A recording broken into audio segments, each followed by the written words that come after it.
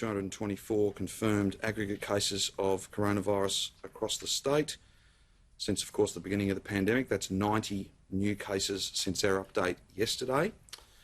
Sadly, there have been now 576 Victorians who have lost their life because of this global pandemic. That's an increase of 6 since yesterday's report. 3 of those deaths occurred prior to yesterday.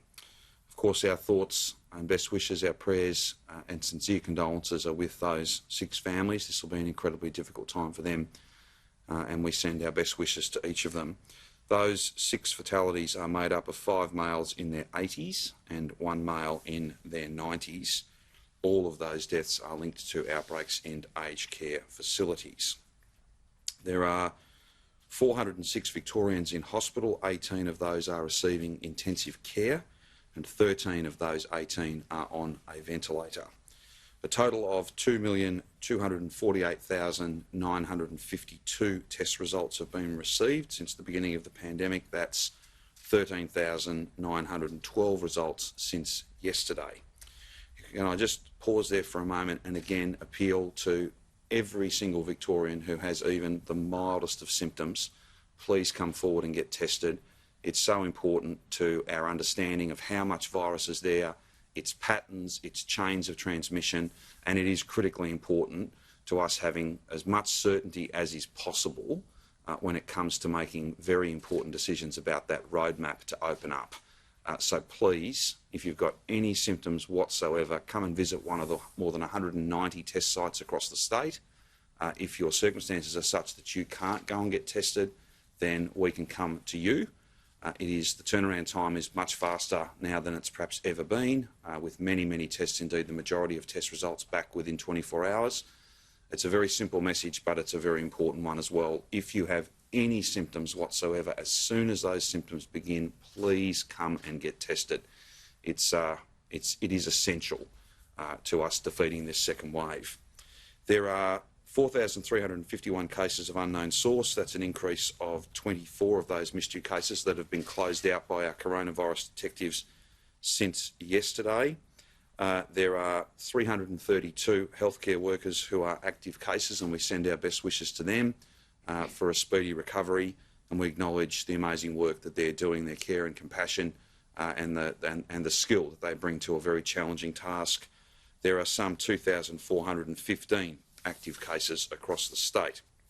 In terms of usual updates, the regional number, there are now 125 active cases in regional local government areas that are operating under stage 3. That number continues to fall and is very pleasing. We have always made a priority of trying to drive that number down as low as possible so that we can keep the case numbers and the virus experience in regional Victoria very, very different to what it is in metropolitan Melbourne. Both strategies are working, but it's very important to see those numbers continue to fall, and I'm deeply grateful to every regional Victorian who is coming forward and getting tested, following the rules, playing their part in driving those numbers down further. Greater Geelong, as you know, we have been quite concerned about Greater Geelong. There are now 40 active cases there. That's a decrease of 10 and no new cases. Greater Bendigo has 8 active cases and no change in terms of reduction and no new cases. And Ballarat has 5 active cases and similarly no change to those numbers. Those numbers will continue to fall as people work through the relevant period and are then cleared as a recovered case. Aged care outbreaks, there are 1,177 active cases, 97 active outbreaks of a total, looking back to 1 January, of 163 outbreaks. The disability facility settings, there are now 35 active cases in those settings, 23 cases amongst staff members, 12 cases amongst residents. So those numbers continue to stabilise and indeed fall, and that is good news given the underlying vulnerability of many of those residents, the underlying vulnerability of those settings in a broader sense. Now, the only other thing that I have to do today beyond, of course, take your questions, is to inform you that the Minister for Emergency Services and the Emergency Management Commissioner have provided me with advice in accordance with the Act to further extend the state of disaster until the 13th of September to essentially bring it in line with the state of emergency, which, as you know, the 4-week extension for that ends on the 13th. So 4 weeks ago, we indicated that stage 4 would need to run for at least 6 weeks. We only have the power to extend those state of disaster arrangements for 4 weeks, so there was always going to need to be an extension. We think having both of those frameworks on the same timetable is important and will serve us well when we get to announcements on the weekend about the roadmap, announcements on the weekend about what the weeks and months ahead look like. I just want to caution, though, that doesn't necessarily mean that either the state of emergency or the state of disaster will automatically come off on the 13th. So I don't want people to read into the alignment that those measures will all of a sudden expire on the 13th.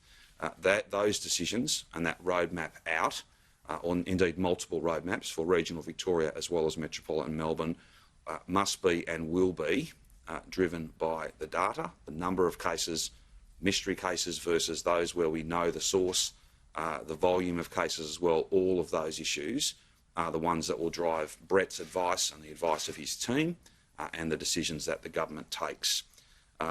The state of emergency essentially are the rules and the formality that sits behind them, and then the state of disaster provides for the appropriate enforcement of those rules. So, for instance, under the state of disaster, if a party was going on at a house, then the powers for police to enter and to deal with those issues, they are derived from the state of disaster. So just to be clear, they are now aligned, they have been extended and they need to be renewed on the 13th of this month, and we'll have more to say about that on Sunday when we release the roadmap out of this second wave. I probably don't need to say much more at this stage. I might just ask Brett to speak to the epidemiology of the day, and then we're happy to take any and all questions you have.